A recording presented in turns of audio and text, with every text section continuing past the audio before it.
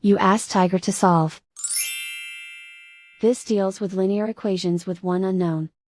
The final result is s equals 1 over 30. Let's solve it step by step. Simplify the expression. Expand the parentheses. Multiply the coefficients. Simplify the arithmetic. Group all s terms on the left side of the equation. Subtract 15s from both sides. Group like terms. Simplify the arithmetic.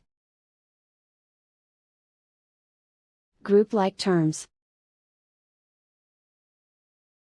Simplify the arithmetic. Group all constants on the right side of the equation. Add 9 to both sides. Simplify the arithmetic.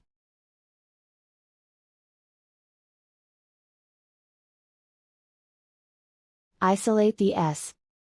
Divide both sides by -30.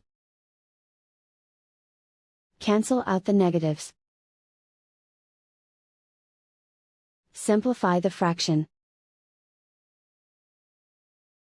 Cancel out the negatives.